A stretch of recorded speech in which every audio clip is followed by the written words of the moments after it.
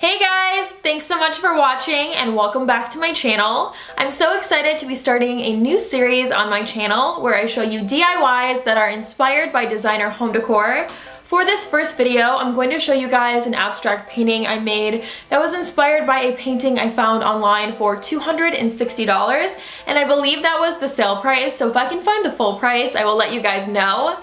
I don't want anyone to be intimidated by painting. The thing that I love the most about abstract painting is there's no right or wrong. If you mess up, no one will ever know, so this really is pretty easy. I also only spent $14.99 on this DIY. The only thing I had to buy was the frame, and that's because I went to art school, so I just have a ton of art supplies, but if you don't worry, I will link a bunch of affordable art supplies in the description box. I also have all of my social medias down there as well as my Pinterest.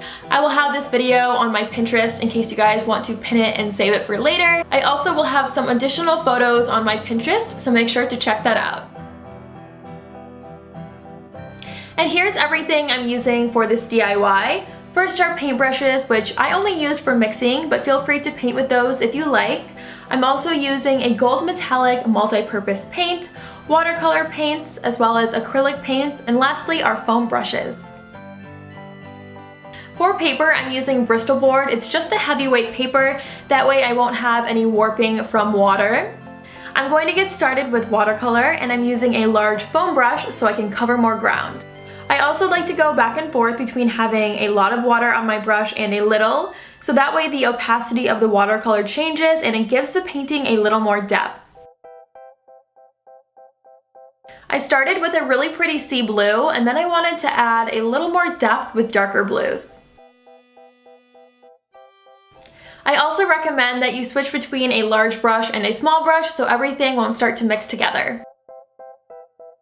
I'm going to use the acrylic paints next. Water is not required for this kind of paint, and a lot of people prefer it without water, but I just love the opacity when you add a little bit of water to acrylic. I'm also going to add some darker blues with acrylic paint on the right side and a little in the middle. I'm going to add a little blue-green on the left side of the painting since the inspiration painting I showed you guys had that, and I love that color. I think it's really pretty.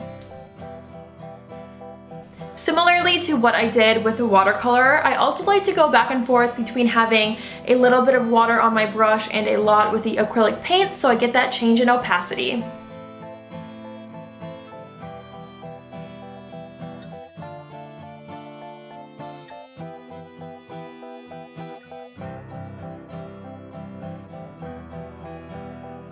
My favorite part of this painting is the last step. I have a small foam brush with a lot of water on it, and then I'm dipping it into the paint and picking up quite a bit of product. I'm then creating this sponge-like effect by just pressing down. I think this adds so much to the painting, so much texture obviously. It almost has this gold leaf look to it, so I just think it's really pretty. It really steps this painting up and makes it look expensive. Once your painting is dry, it's time to frame it and hang it up. I picked an empty wall in our front entryway right next to the front door, and we painted a lot of our house white. We just love how open and airy it is, and then we love pops of color, so I thought this looked really pretty against a white wall and a white frame. I just love the contrast between the abstract painting and then a really nice frame. I just think it looks really good. I couldn't be any happier with how it turned out. And also let me know in the comments what you guys would like to see next in this series. I do have a furniture project that will be up next that I'm really excited to share with you guys. I'm so excited to have this piece in my house, so I can't wait to see what you guys think of it as well. And I will see you guys again very soon. Bye!